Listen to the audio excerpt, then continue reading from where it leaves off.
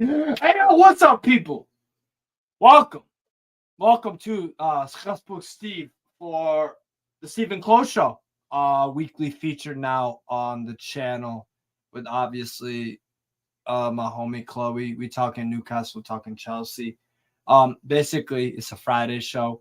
We review what happened in midweek, and then we preview what's going on in the weekend. And since it's a Friday show, we're also going to look at what's going on in midweek. Obviously, Newcastle in the Carabao Cup and Chelsea still in the cut. Chelsea got Blackburn Rovers at Stamford Bridge, and then obviously Newcastle going away to Old Trafford to take on the dusty-ass Manchester United. So we got that going on. We're going to preview. We're also going to review Chelsea's draw with Arsenal, which finished 2-2 apiece. Late Arsenal comeback. Some call it a bottle jump. Some call it an Arsenal, gritting out a result. We'll decide. We'll take in your comments and all that stuff, all your feedback. Make sure you hit the like button, people. Make sure you hit the like, subscribe. I'm a bit drunk right now, so look, it's gonna be a good show. I got that calmness, composure. You know what I'm saying? So we're gonna introduce obviously Chloe. What's up? Chloe. Apparently people are praying for you. I don't know what's going on really in your life. Everyone knows what was going on in Lewis's stream. Dude, nobody knows. That was look. The past. Lewis's streams are Las Vegas. What happens in Vegas, it stays in Vegas. All right. So we don't gotta review none of that. But anyways, we'll start off with the first discussion. Oh, come on, a bit drunk. Anyways, look, 35 people in the cut right now. That's a lot of viewers for me. Make sure you hit the like button, subscribe. Love the support as always. But yeah, we'll start off with the Borussia Dortmund, Newcastle United draw, or the loss actually at St. James's Park on Wednesday. Beating Dortmund at home isn't fair, everyone. I know. And even when you guys were asked, you beat them 2-0. Yep. Blurring his words. That's very nice. Oh, this guy.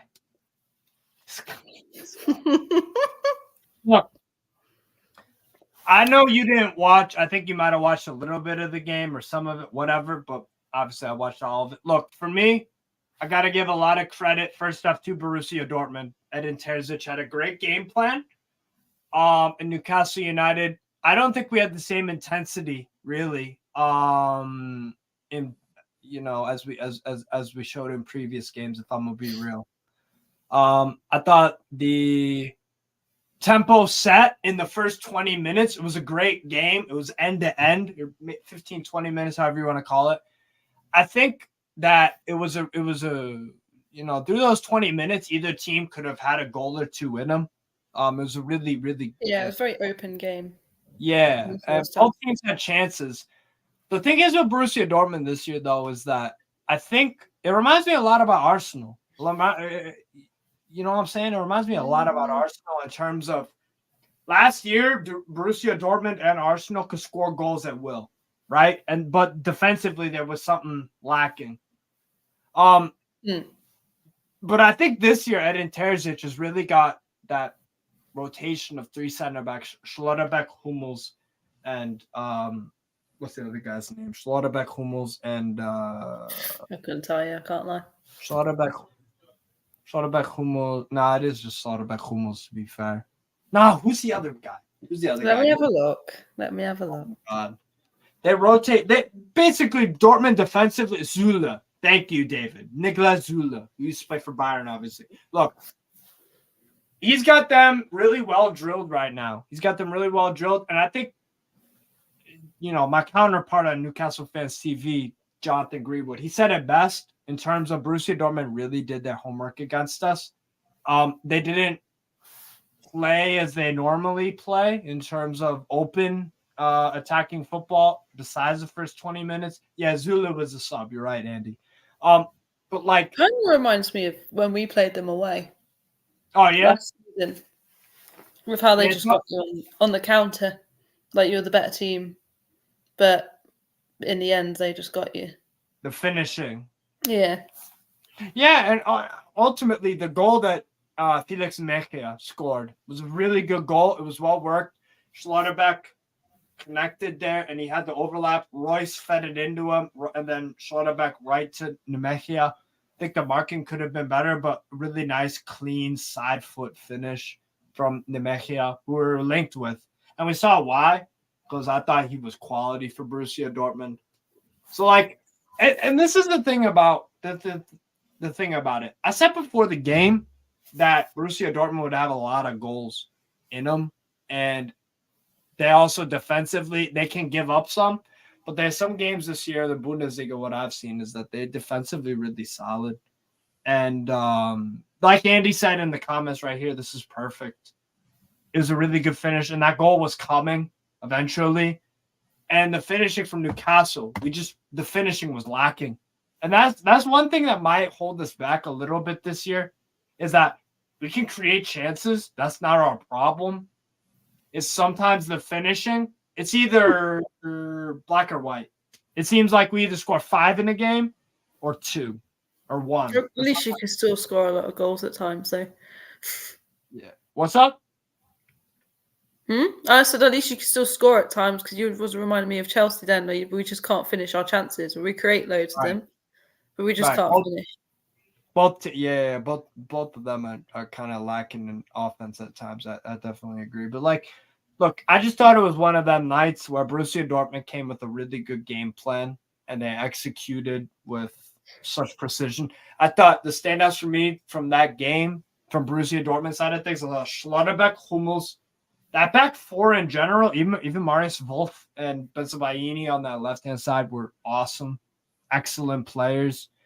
And then midfield of Sabitzer, Nemechia, and Emre Can. Emre Can did a good job to drop back, kind of marshaled that back four.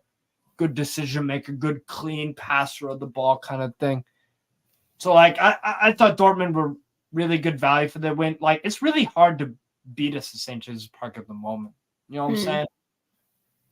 I thought Dortmund did really well, to be honest. The finishing didn't work out for us on the night, and the intensity as well. Would you agree with what Eddie Howe said after the game, then? Because he said he felt like you didn't deserve to lose. Do you reckon maybe a draw at best? No, I don't agree with him, because you get what you deserve. You get what you deserve, right? If you take your chances and you win 2-1, that's the result you deserve, because you scored the goals, you put the chances away. Yeah. If you don't put the bread in the bread basket, that's on you. That's on you. Like, your job as a goal scorer, your job is. I remember Anthony Gordon had a chance in the first half where it was like Chlo made a really good save. Second half, Callum Wilson had a good chance, kind of one-on-one, some good play from the left, right, boom, right to Callum Wilson. It was a good save again from Chlo. Dortmund deserved the win because Chlo showed up. Defensively, they showed up, and they had a good shape as well. And like Andy said right here, they constantly got the ball wide, cut it back the edge of the box. Their defense was dropping so back when retreating. And this is another, like I just referenced about Anthony Gordon's first half miss, that definitely did. Those two chances in particular, Chlo did well to save them.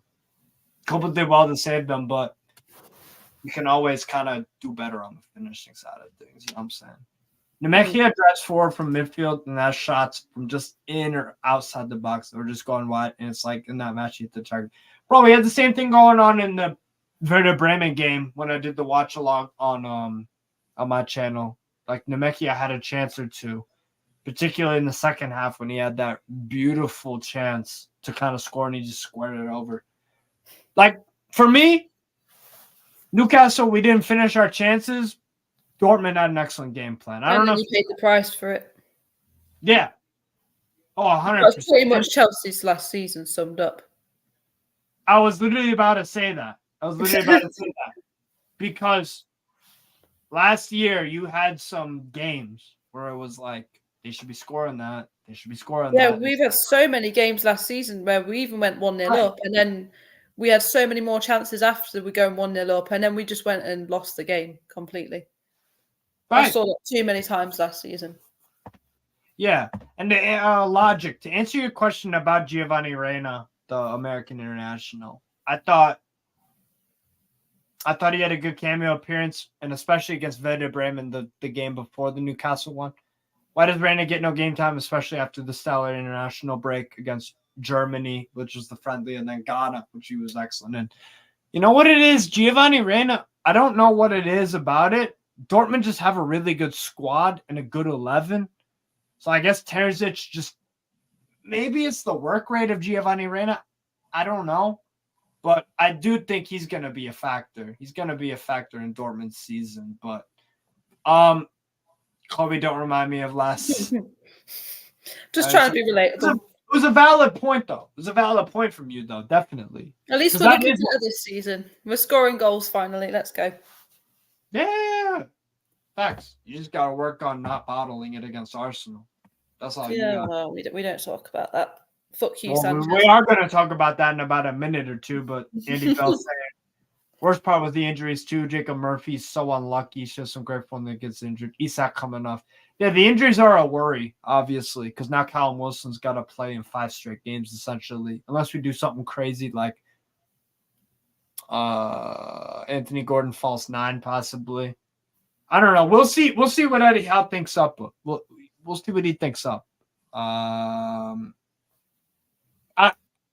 I think the injuries, everyone's got injuries. So that's why I'm not going to use that as a crutch, as an excuse, because obviously you at Chelsea, you got a lot of injuries. I was going to say you're going to have some of your fans going, oh, but once Isak's back, everything will be better again. And once so-and-so is back. And I hate it when people do that. Like, at the moment, we go, oh, once Nkunku's back, we'll be dominating. It's like, yeah, but we shouldn't be relying on these players. Right, that's because it's a squad game. Like, yeah, squad game. Yeah. And you guys don't even have Europe. You guys don't have Europe. That's the other thing. It's even less kind of a thing. Yeah. But don't need to remind me that we haven't got Europe. It's okay. Hey man, it is what Andy, you make a good point here, bro. Chelsea have to start an 11 of injured players.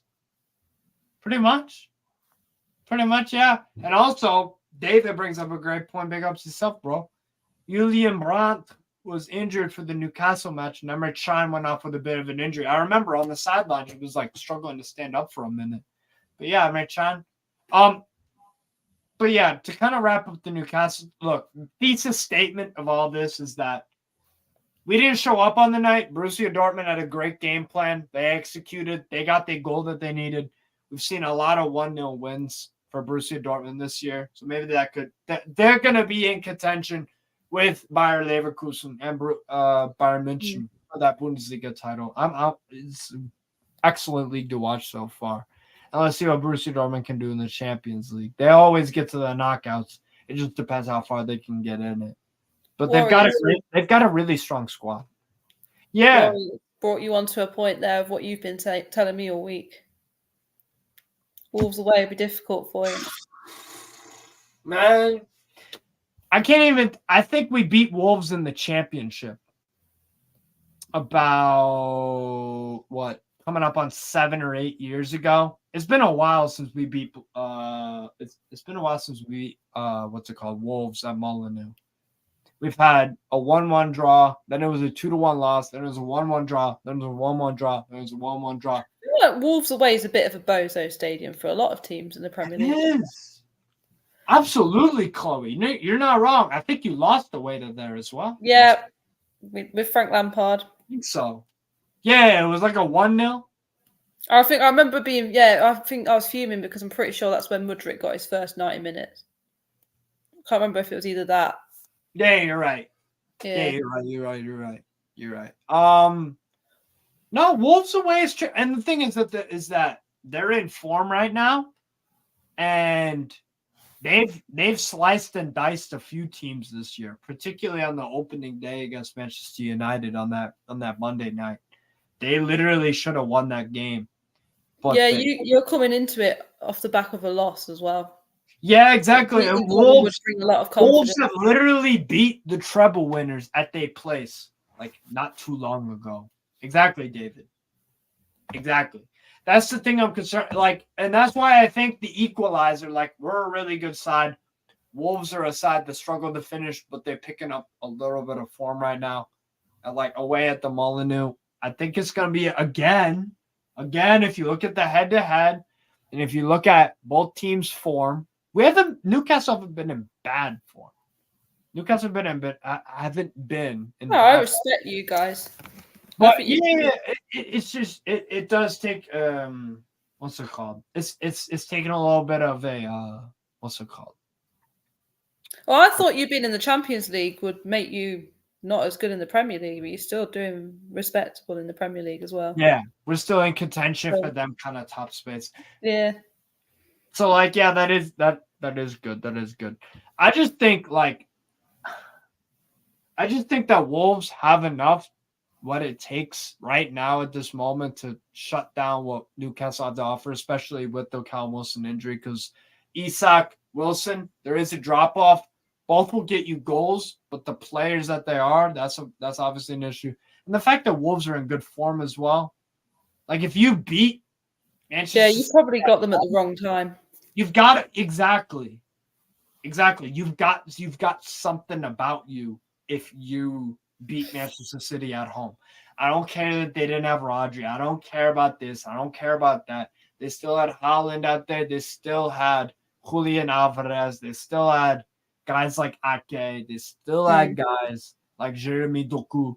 They still had high-quality players out there, and Wolves managed to score 2 and concede 1. They managed to beat them. So it's like, I got to respect that. But what I'm saying it's a 1-1 is because it just seems like the circumstances are just lining up perfectly. We have so many 1-1 draws away with Wolves at the Molineux. You are putting a lot of goals away, though, in the Premier League at the moment. Yeah, in the Premier League. A lot past Crystal Palace, but I guess that was at home. But like I said on last week's stream, Crystal Palace are a dark horse to me. So if you could put more past them, you could probably put more one past Wolves. Right, like Tottenham tonight when they played Crystal Palace. They scored 2 goals, albeit that was a home game. But, like, they still made it really – they made it – He was at home as well, though, to Crystal Palace. Yeah, exactly. Like, I think Tottenham could score, like, a 3 or 4-0 win. But, like, yeah, you're right. Crystal Palace are a tough team. They're a tough team, and we managed to smash them out of the park 4-0 on last Saturday. So, I'm very wary of the draw. I think that's what will end up happening. Yeah, Andy, you're right. I think 2-1 Newcastle. You think so, yeah? Yeah. Like, you could definitely put more than 1 goal past them.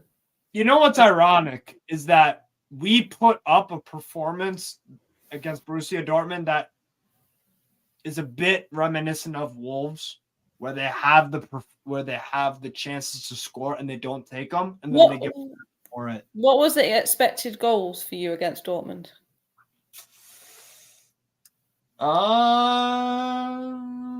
Let me look up to that. Andy, I hope you're right. I hope I'm wrong. 3-1 Newcastle away to Wolves. A 5:30 kickoff. Also, big up Bobby in the comments. I saw Bobby. Yo, what's up, Bobby Hitchin? My guy, what's up? You're talking about expected goals, yeah? Yeah, I'm intrigued. Let's see what we got here. So we had expected goals. We were at 1.08. Borussia Dortmund were at 1.79. I remember Nick making 2 really good saves, I think, in the opening 20 minutes. And then I think 1 later in the game, too, as well. We had 60% possession to Dortmund's 40. They had more shots, 13-12, and more on target as well, 5-3. So I know you made more passes. I saw that earlier. And your shot and your pass accuracy was better. You might be right on that, actually, yo. Yeah, we had more passes by about 150. Yeah, we were more accurate. Yeah, you were right. Yeah. It's a bad time to play Wolves right now. I can't lie. I think we might draw that. But moving on to reviewing Arsenal Chelsea. Yeah. I'm gonna just let you talk. Go for it. Talk to me. Let me talk. Just it's your team, bro. Yeah, right. Sanchez, and then we could arguably blame Gusto, was it, for the second goal? But 100%. No, but for the first goal, I own that. Like, I've seen people try and blame Enzo. I've seen people try and blame Gallagher. That goal is all on Sanchez. For one, why was he even in that position? Turn the ball around and go the other way so that goal isn't open. And then he wouldn't have even... Just pass the ball to Gusto. It wasn't that hard. It was just nonsensical. And then after that goal, we just lost all composure. That in a winning position, it's just nonsense. We lost all composure after that goal. And it was another example of why experience is needed in a team. I do think that cost us it as well. Yeah. Having all the youngsters. But what else do you think? We should have won that game. Luckily, all my anger's left my body. That's why I seem really calm now. But oh my God. Deep inside, I'm still fucking pissed off. Andy, you just... No, I like it when he talks. Trust me, I don't like being put on the spotlight.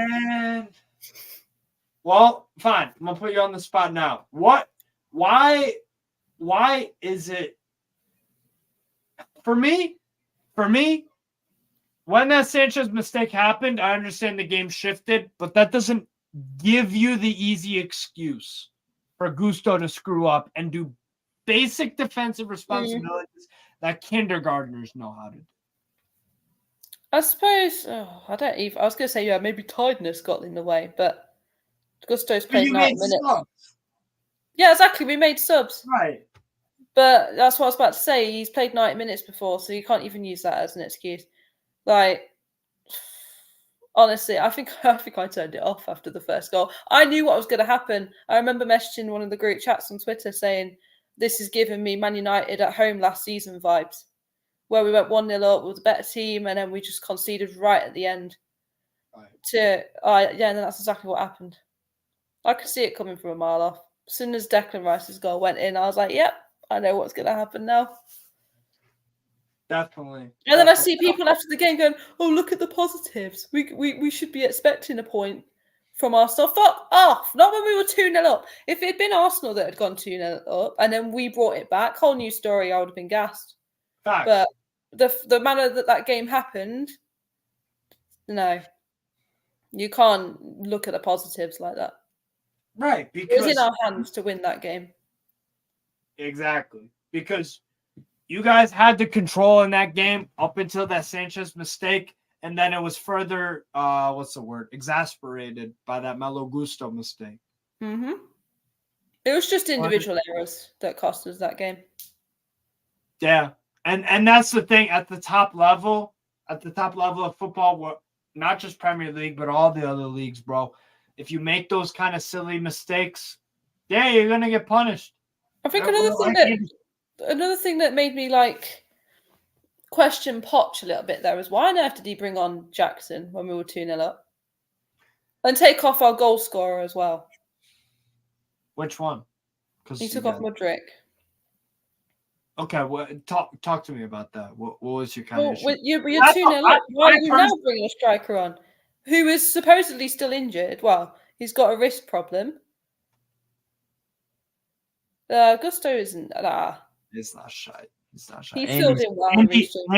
Andy Bell's just talking shite. Just ignore it. Anyways, go on. No, that's all I've got to say. We're 2-0 up. We're not 2-0 down. We don't need to be bringing on offensive players at 2-0 up.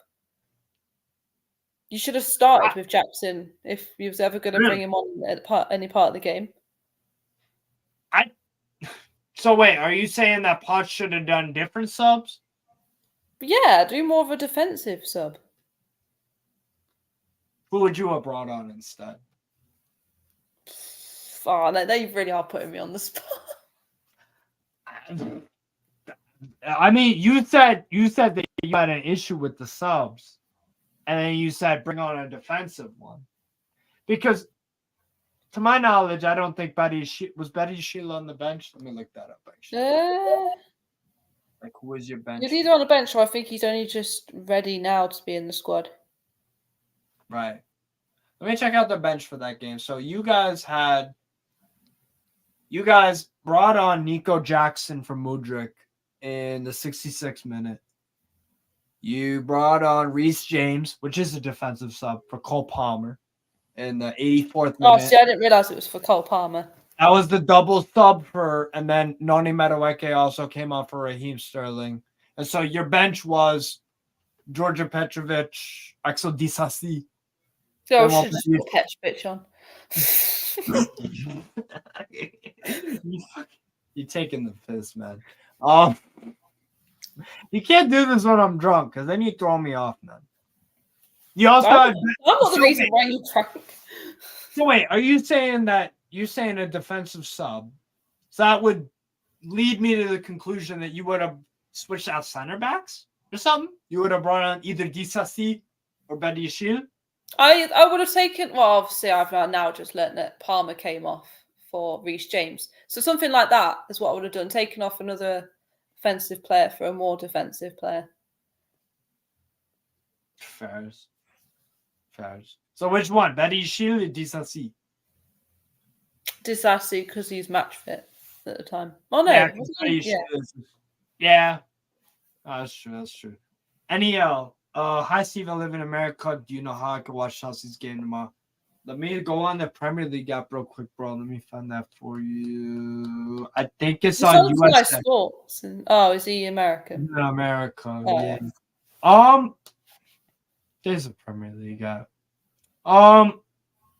It says on the Premier League app, bro, that yeah, it's on USA, like the channel for in America. So, yeah, no, I think it was just one of them ones where it's like, I feel like the Sanchez mistake, like that did open Pandora's box to an extent. But like Gusto also has got to hold that in terms of like he made a big mistake. He did make a big mistake.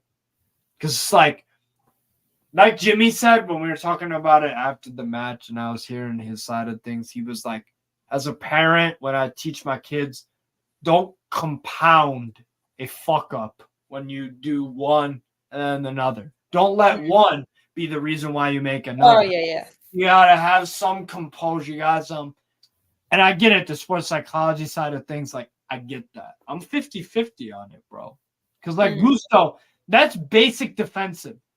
If the second goal that Arsenal scored was, like, terrific team play, and it was just like, I just got to hold my hands up and say, damn, like, that was a terrific goal. But, like, Gusto does need to do better in them instances. I'm sure you'd agree with that, yeah? Yeah, I definitely agree with that. I'm also just thinking about how if we never had that penalty, that would it have been a completely different game as well? Because that penalty definitely gave us more energy and more confidence. And then obviously Mudrik's. Do you think Mudrik's goal was on purpose or a cross? I mean, it don't really matter because a goal's a goal. Oh no, a goal's a goal. But I want to hear your point on like. I thought I can't even lie. I thought he meant that. I'm a bit. I've seen him. 50-50 I swear. He's looking at Sterling when he crosses. I swear on my life, when I watched Shakhtar Donetsk, I swear on my life, he scored a goal somewhat similar to that when I watched him play for Shakhtar. But I think it's a cross because he looks at Sterling, but then he stutters. He stutters as if he goes, "Oh, actually, I'm going to go for goal." But he also did look at David Raya, and he was like, "That guy's out of position." Let me. Here's the other thing too. Goalkeepers, when you pay attention to someone crossing or shooting the ball, you're very aware. You try to look at their body language and what they're up to. And so, oh my God. If you think you meant, look, okay. Here's the thing. The thing is, you defend yourself on this. I've seen players score no-look penalties. I've seen them score no-look shots. I thought it was a bit of this. I thought it was a bit of deception. I thought it was a bit of this of I can't even lie, bro. What? What's so funny? I'm trying to get your words out. My opinion. No, I'm not laughing at your opinion. Hilarious. No, I swear to God, all my life, I've seen him score a goal similar to that when he played for Shakhtar. Oh, guys, just now I'm getting pissed up next stream. You could deal with drunk me. Dude, maybe you should.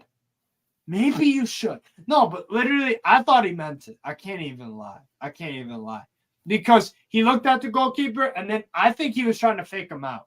Because I've seen players in football where they make the no-look pass, and it works because the goalkeeper, the defender, is looking at where their eyes go. Yeah, I see. I Is see where where the you ball come with that. usually goes, right? Well, yeah, because it is as if his feet were saying score it, and it was as if his eyes were saying make it look like it's a cross. It was deceptive, and it worked, and it was a goal. So it's like, bro, I give credit to Mudryk on that. I thought it was a good play. But Don't worry, I deal with drunk Chloe. I just scream. Well, not scream. I shout more when I'm drunk. I'll be like, do you know how Jimmy is on Lewis's streams? That's how I'll be. Bro, I think I've done a good job so far. I can't even lie. Yeah, you've done good. Is there anything else you want to elaborate on the Chelsea Arsenal game? I can't really think of anything. Just fuck Arsenal. No, go on. Sorry, go on. Just fuck Arsenal. Oh, yeah. Piece of shit. Yeah, that's it. That's all I gotta say. And fuck Sanchez. Yeah, he did fuck that up. I can't even lie. Well, no, fuck Gusto then too. You got the same energy. Yeah, okay. For two bad mistakes. Right? Yeah, we'll go with that. There you go. My one thing I wanted to take away, I agree, fuck Arsenal. What I wanted to say is that I think Cole Palmer has solidified his, and we were talking about this beforehand. Oh, yeah. I think Cole Palmer has solidified his spot in that 11. Well, this could lead on to our next talking point of who should start again. Again, no, I can't get my words out, against Brentford tomorrow.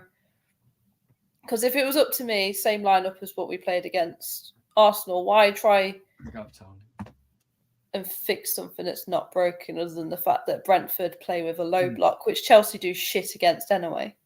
Right. So out of the attacking, the front three, who are you starting in terms of you've got 4 options in Nico Jackson, Cole Palmer, Sterling, and Mudryk. Who are you dropping out of that? Like, what's your front three? If someone has to drop, I'd drop Sterling. Because if you're going to drop Mudryk after the good games he's been having, we've all said he needs a run of games, so why would you drop him now? He ain't going to do anything for his confidence. Right. Cole Palmer, like we've just said, he's been awesome. And then I just think we've all been crying out for an all-out striker. So I think it'd be a bit stupid to then drop said striker. So then people might think I have an agenda against Sterling at this point because I do talk a lot of shit about him, but I would drop Sterling. He's not really wowed me like the others have. He's done an all right job. I think he's done his job. Last season, I can remember 2 good games from him. 3. I mean, dropping Sterling isn't going to do much harm to him as what it would to Mudryk. I remember reading from... Andy makes a good point here, though. But you can't... For me, the untouchable guy... goal scorers last season doesn't mean shit. He'll be absolutely appalling for a few games and then score a goal, and that will grace him with 3 more starts. Right. Just for him to be shit again. Right. The thing for me is that I don't know who I drop, but I know damn well Cole Palmer, if I'm Chelsea, he's in my starting 11. Cole Palmer. Because that I would start. Okay, now if it was up to me, I'd start the same front 3 as what we played against Arsenal. But if someone has to be dropped, it's Sterling. So I think your front 3 against Arsenal was what? Mudryk, Palmer, Sterling. Yeah, it was. Would you change anything in midfield or defense? It's obviously been the topic of Enzo recently, not exactly being his best. Amazing. I think I know we've only been playing 1 game a week, but if it was up to me, I would drop Enzo this game, give him some rest, and start Ugachukwu. Yeah. That's the only change I would make. People are probably going to rip into me, but I thought he was good. I think Enzo's just tired. I think that's what it is with him. Yeah. But how do you get tired after one game a week? He went all the way through the World Cup, played them for Benfica, played every single game for us at the end. Well, when he joined Chelsea, he started every Chelsea game, as far as I remember. He's not really rested, played throughout the whole of pre-season. Yeah.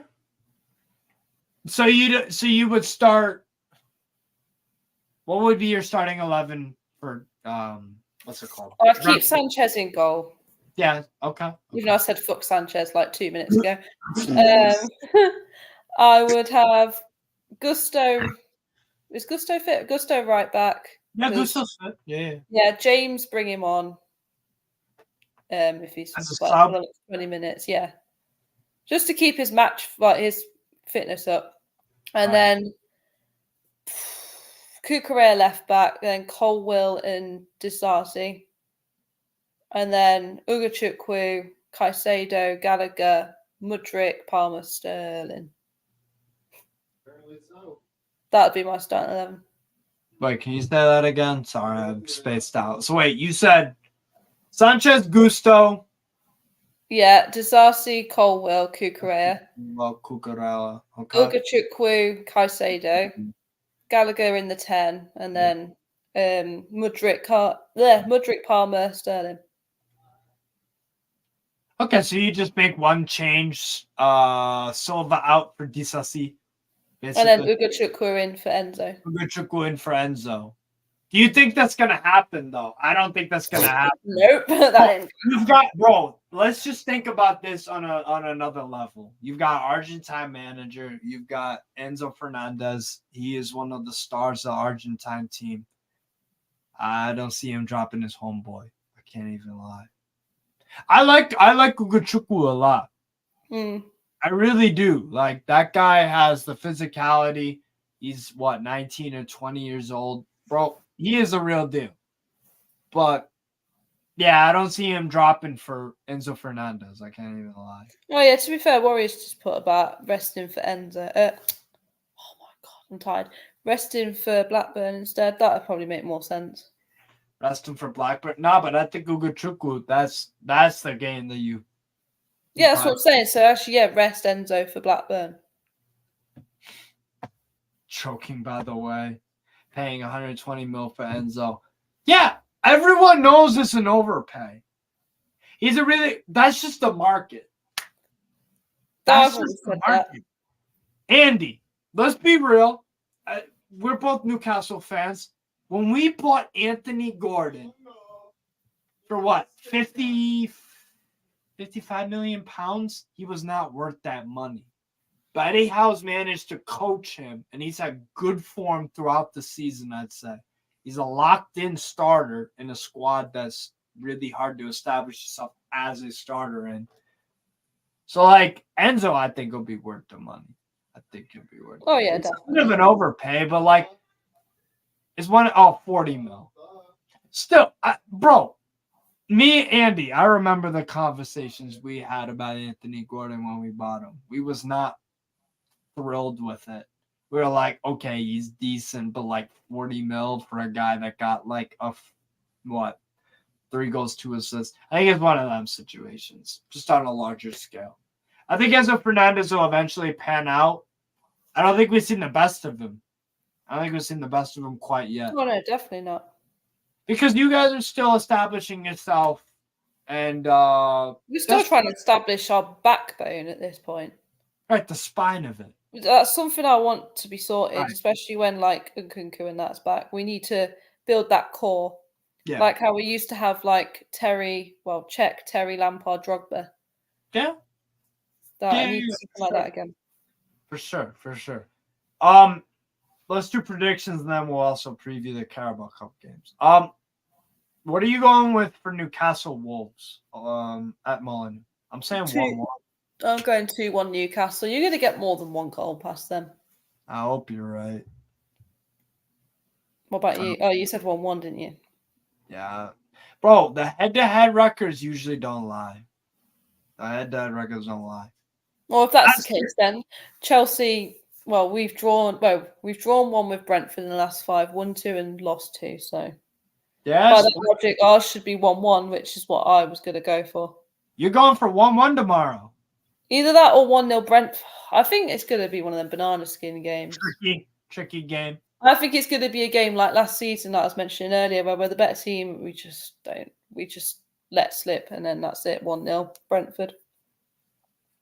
So you don't think like the performance against Arsenal? Do you think it's one of them where it's like it's hard to build off of that because it was, you did bottle it at the end of the day? Not only that, I just know what Chelsea are like. We're True. one of them teams that often play well against the bigger teams and then go and lose to the likes of like Brentford. See that we beat Brentford and we somehow lose 1-0 to Blackburn. I don't know. I just know Chelsea well. We're gonna lose to one of the next 2 games, I reckon. Not to be a pessimist, but I'm just being realistic. I mean, like, yeah, it hasn't been super amazing the past year and a half or so for you guys. So I get the pessimism, bro. I used to be that way with Newcastle. It's like, why the hell would I pick these guys to win when they can't do it ever? The only thing that's given me hope is we've got a better squad now and a better manager. Right. And you, to be honest, you were better than Arsenal, who are a really good team. Yeah, but Arsenal weren't their best, were they? Right, and they still managed to get a draw out of it. Yeah. I think with Brentford, the X factor for me, and again, Andy Bell in the chat will know about this. I talk about this guy all the goddamn time when it comes to Brentford is Brian Mbeumo. I think. Oh, yeah, maybe you mentioned him earlier. Mbeumo. This guy is a good finisher. He's physical. He could play on the right or at striker. When he finished, the one complaint I have about Mbeumo is he misses some sitters, but the finishes, when he scores goals, they're very good finish. They're very good finishes. I think the thing that scares me is the low block. We've just never been good against low blocks. You good? Yeah, my brother was saying something to me. I don't even know what he said. I just nodded and was like, all right, cool. No, go on. Sorry. I was just saying that we've never been good against low blocks, and we're never really good at they're tricky, man. Set pieces, and they're 2 of Brentford's strengths. Definitely. The 2 goals they also scored. I remember I watched the Brentford Burnley game on Saturday morning. They were really good against Burnley. I know Burnley haven't been fantastic, but like that win has given them. I think that could give them some confidence. Also, you mentioned their fullbacks being very good, and if they're any team are gonna get Chelsea, it's down the wings. Yeah, and crossing into the likes of Mbeumo, who's really good in terms of aerially. He can win a lot of headers and stuff. Yeah, I think if I had to pick a score, Chelsea Brentford. Oh man. Oh, I keep giving you guys the benefit of the doubt because I think it's gonna work out at some point. I'll go 2-1 Chelsea because Brentford, I think, have been underperforming this year, relatively speaking. I'll be happy if we win. Yeah. Doesn't Thomas Frank change his formation to a 3 at the back when Brentford face against top 16? It depends because sometimes they've been mixing. Thomas Frank's been experimenting with 4-3-3 and what's it called? 5-3-2. They've been experimenting. It's a home game for Chelsea. So it's that Stamford Bridge, Andy. Yeah, Chelsea are. Which they've beaten you, I think, the past 2 times, right? At the Bridge. Yeah. 2-0 last season, and then the season before was when Rudiger went and scored that rocket, and then we lost 4-1. Oh, Tuchel, right? Yep. I'll always remember Rudiger's celebration. Everything was fine, and then just how did we concede for? Oh. Yeah. Abysmal. So what's your score prediction? 1-1. 1-1. I'll go 2-1, Chelsea. I've done 1-1. I think I've done a play prediction. I think it's gonna be a tough game, though. I think, do you know what? Actually, I'm like, oh, we shouldn't start Enzo, but then I've gone and put Enzo to get his first goal for Chelsea tomorrow. Okay. That's because normally when I slate players, they tend to do well. So true. You do have a track record. To be fair, Andy, I think 3-0 is a bit much. I know Brentford haven't been great this year. I get that, but no, definitely not 3-0. Then again, we are good defensively, so we might not concede. But I don't think we'll score 3 I can goals. see you not conceding. I can see that. Yeah. I just don't. Chelsea scoring 3 goals, bit of a foreign concept to me. Well, unless it's like Burnley or Luton, the really good team. True. Yeah, I'll go for 2-1 Chelsea. I'll go for 2-1. May as well just knock out the Premier League predictions while we at it. What the fuck not? Every single one wrong last week. By a mile. What do you mean? I got all my predictions wrong last week. Let's review that. Let's review that real quick. Hold up. Let me look that up. Wait, do you think I can remember? Huh? So do you think I can remember what I actually predicted? I just remember looking at all the I do remember what you picked. I remember. You picked a Liverpool win. You picked a Brentford win. Yeah, but I mean the actual scores. Draw. I mean, I can't. I'm too drunk for that. I vaguely remember. I said that Luton would pick up a result at Forest because of the head-to-head. Boom. What was the score? 2-2. I can just see it. Oh. I said that Man City Brighton would be a close game. It was. I got the Newcastle win right, but I didn't know we were going to beat them 4-0. We watched that game together, Chloe, on the StreamYard thing. Oh yeah, I remember that. We were awesome that game. And Chelsea Arsenal, I think I said Arsenal would win, and then I said 1-1 that one. To be fair, you got the draw right, and I said Man United will win by a goal. I said West Ham will win. You picked Villa. You got that right, and we both said.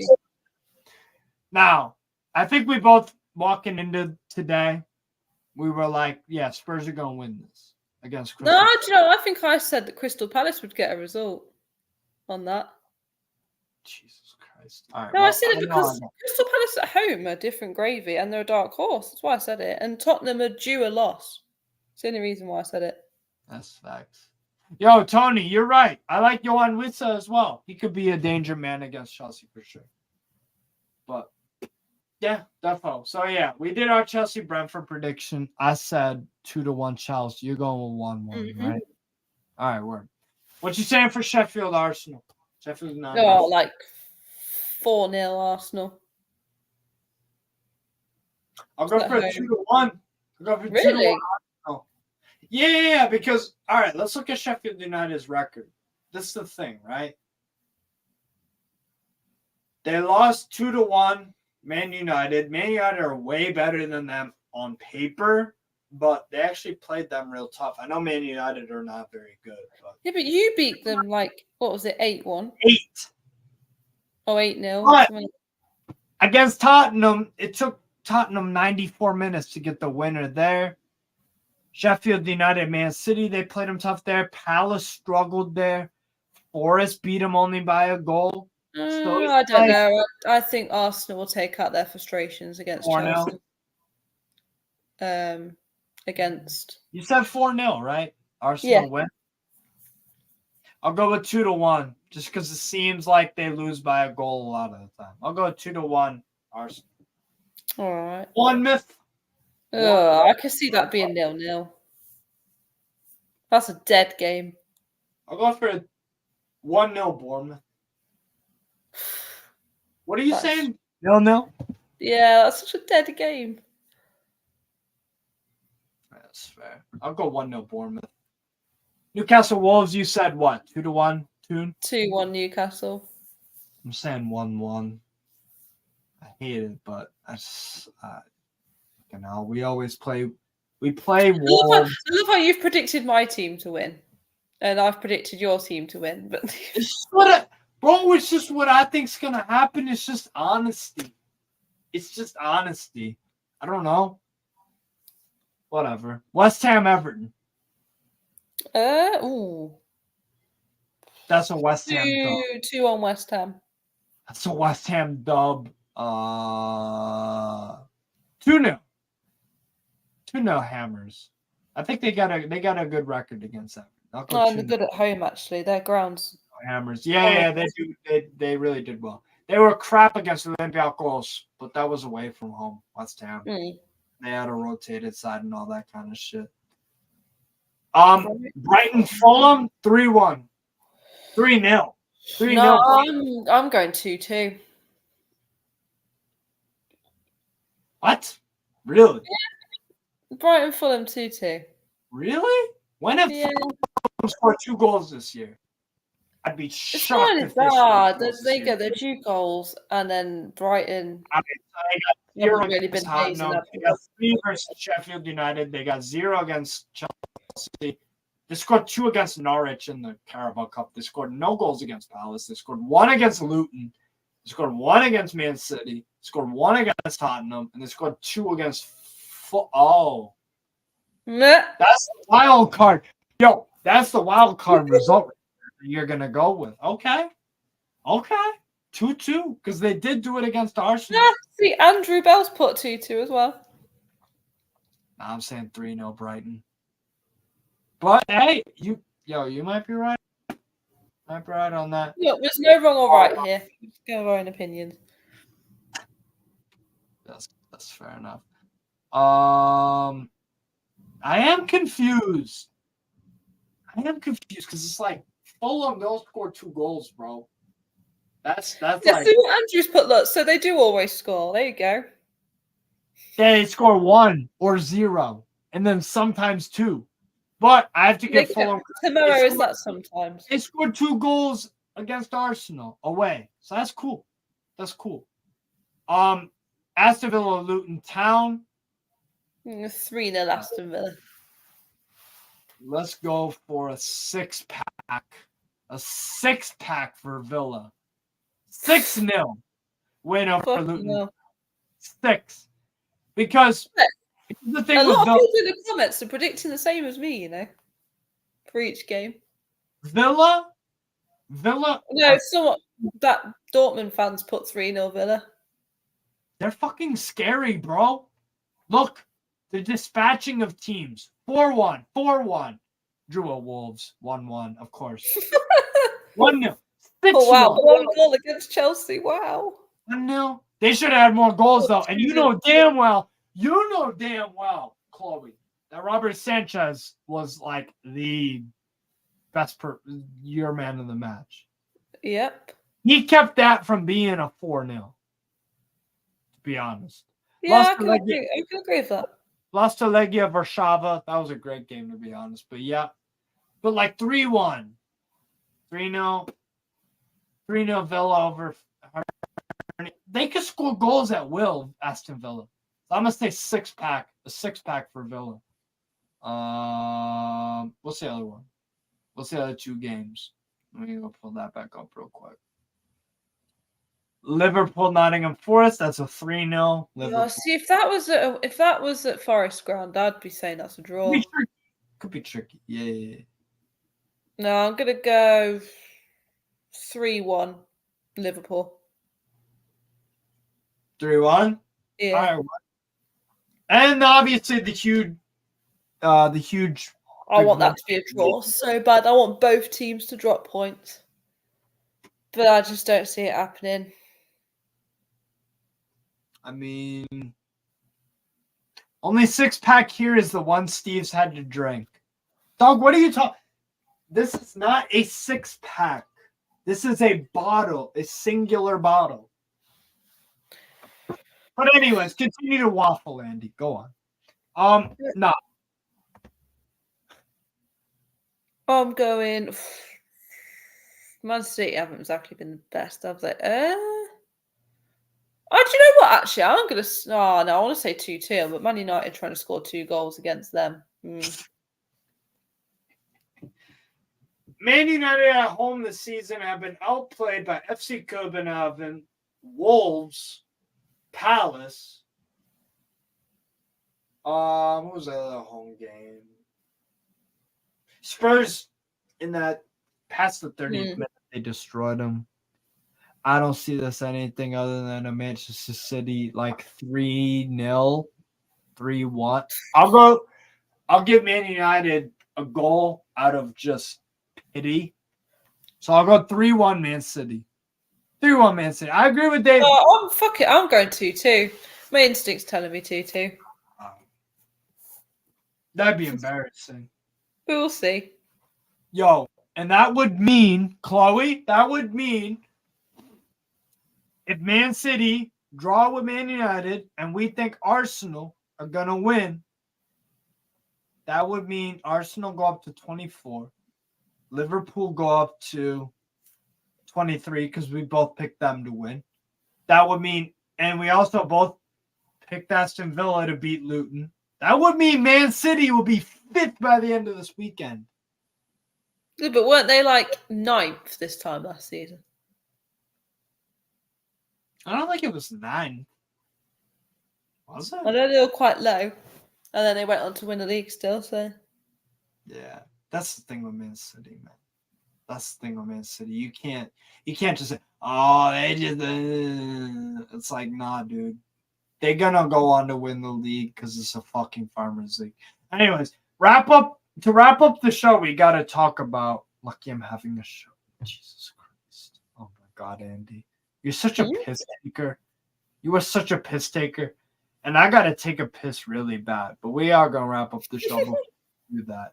Because I hold down the fort like a fucking expert. But anyways, we do have Carabao Cup in midweek, Chloe. We do have Carabao Cup. We each got – I got Man United away.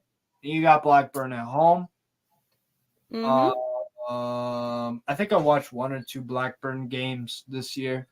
They got a midfielder that's this is Irish guy named Sammy Sadamic, whatever the fuck. He's got like 7 goals in the championship. That's their big threat. Their forwards don't score many goals. I do see you guys getting like a 2-0 Dubinsky. I was going to say this should be no debate. We should be beating Blackburn. Yeah. But like I said, we're Chelsea. Never know what to expect with us. So what's your prediction? I'm saying 2-0.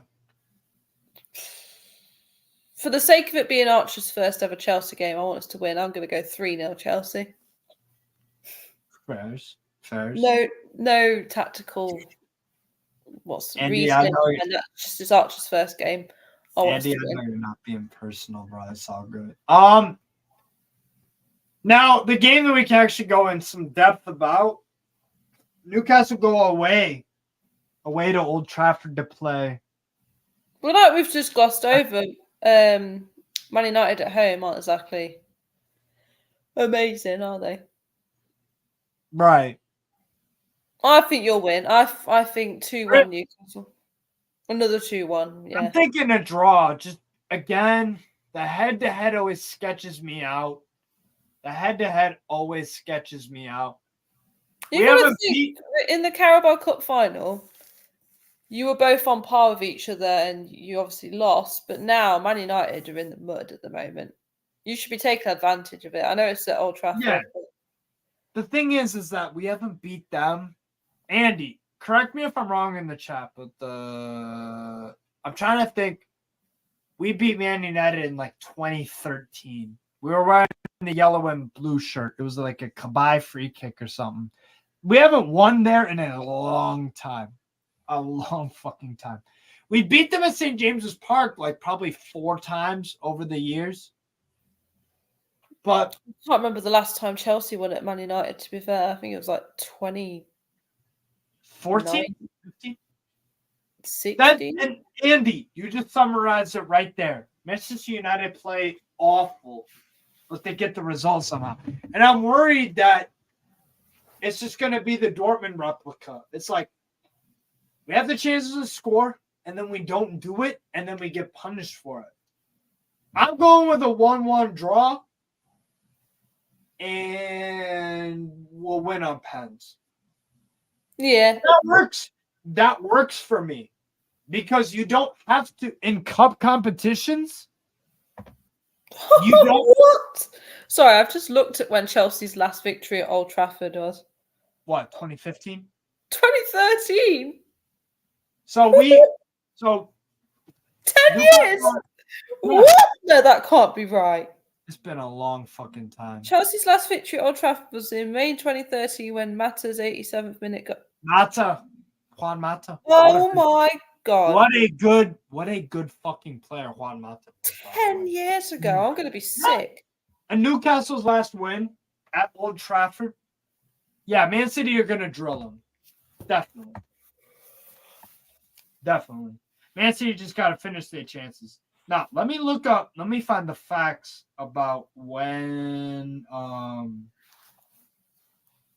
Newcastle last beat Manchester United away. It's been a long time. I want to say, yeah, Andy, you're right about what's it called? Yeah, Carabao 1-0. Yeah, exactly. Let me find this. There we go. At Man United. So let me read out Newcastle's away record. 2-0 loss, 0-0, 4-1 Man United, 3-1 Man United, 4-1 Man United, 3-2 Man United, 4-1 Man United, 0-0 draw. 3-1 Man United, 2013, Carabao. Boom. There you go. So we haven't beat them since 2013, and same with you. Oh, okay. That's why I'm saying I think we've gotten 2 draws over the past how many years away to Manchester? Away to Manchester United, Old Trafford. Yeah, I think we'll get. It'll be 1-1. Newcastle win on pens. Yeah, that's fair. Because last fucking year, we were in better form. A lot of the year we were just better than them. A lot of the times, but we met up with them at inopportune moments where it's like, and they just got they either got a draw or whatever, and they won the cup final. That's the thing. That's the thing that fucking pisses me off to this day. So we gotta enact our revenge. I think I'm still going 2-1 Newcastle. 1 Newcastle. You're just more put together than Man United at the moment. Oh, facts. Yeah, that's the crazy thing about it. It's like there is no reason why I shouldn't be confident, why I shouldn't be, because just looking at it on paper, on the results, on the eye test, on every lot of things, we should be beating them. Yeah. And with some comfort as well. But it's because it's Old Trafford. It's because it's Man United away. Like, it's not a coincidence that we haven't beaten them in fucking 10 years at their ground. It's not a coincidence. That just doesn't happen by miracle or mistake. It's like, it happens for a reason. So it's like, I don't know, man. I don't know. I'll go for a 1-1. We'll advance on pens. So We'll see. That's just me. I think there was a question earlier in the chat. I think it was from Warrior. See, if you're expecting a rotation in Newcastle's defense, the Carabao Cup, yeah, I think both sides will rotate a little bit. Definitely. Oh my God. Yeah, Andy's got a crazy scenario. Imagine losing a league and an FA Cup final in your youth to them being Manchester United, then marrying a Manchester United. I mean, the last part is on you, brother. That's on you. Right, does he support Newcastle? Yeah, Andy's a Newcastle fan. Oh. And he married a Man United chick. So it's just like, all right, that's your fault. No, Man United fans are... Sorry. Man United fans are horrible. I got my heart broken by a Man United fan last year. Facts? Yeah, no. Facts. Anything else you wanted to bring up? Anything? Any other bold predictions, statement, claim? Fucking what? What you got? Gallagher hat trick tomorrow. That's my statement claim. Wait, no.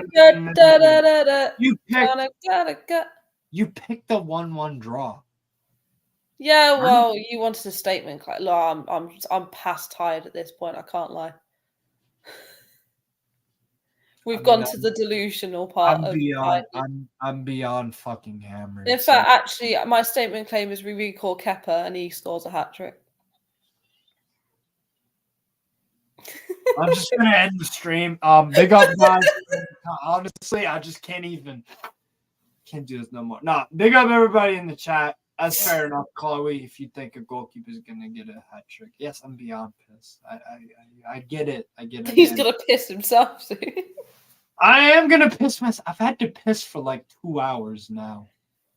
But anyways, look, 2 big away games for Newcastle and 2 2 kind of favorable home games for Chelsea. We'll see what happens.